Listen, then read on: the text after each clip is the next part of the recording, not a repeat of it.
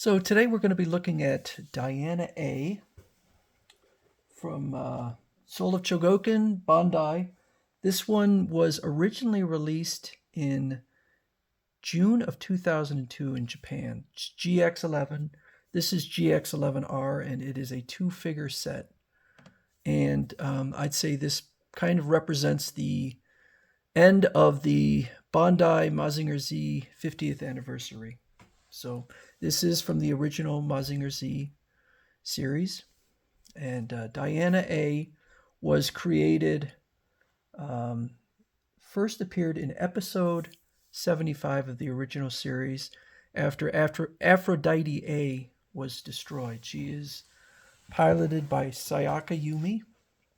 And I would say that my biggest issue with the Mazinger Z and also Great Mazinger series was their treatment of the female leads. Both Sayaka and June were, I thought, treated very disrespectfully.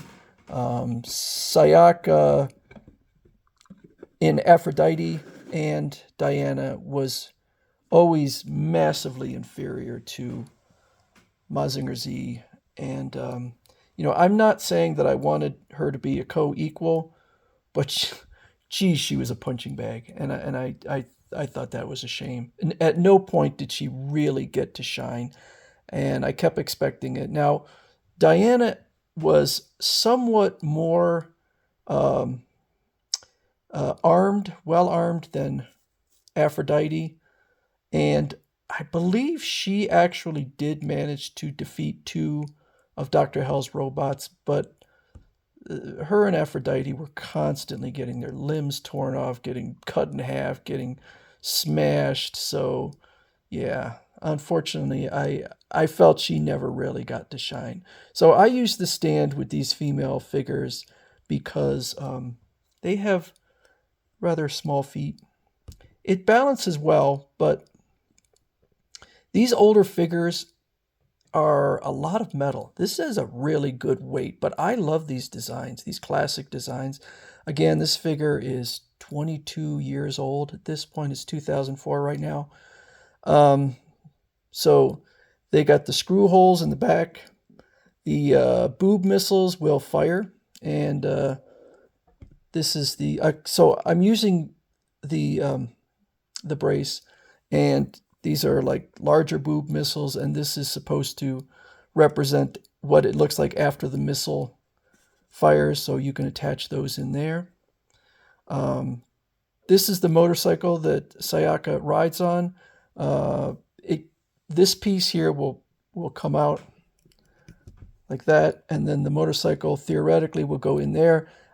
I could get it in, but it wasn't like pegging in. It just kind of sat there. So I didn't like it because it was very wobbly. So I've decided to go without it and just put the motorcycle down there. Sayaka, I believe what would happen is there would be kind of a beam of light would go down, and the Sayaka would ride the motorcycle up into Diana.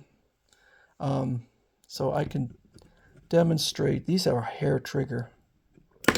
Oh, so yeah, they fire pretty hard. I remember last time I was demonstrating Aphrodite A, and I fired it, and I had a heck of a time finding it again. It just went off into the abyss. We got a couple of spare hands. So this would be like flying hands and I guess kind of grabbing hands. It's metal on the exterior. The head feels like plastic. But almost everything feels metal. We have metal joints, but they're not stiff like a lot of metal joints. It's a very simple, clean design, but it gets the job done. It does what it's trying to do. I can imagine some people looking at this figure and thinking it looks rather garish because we have 3 shades of blue, pink, purple, yellow. But I think it's gorgeous. I think this figure, the look of it, it's an absolute winner. I love this figure. This is my, oh, geez. That's how.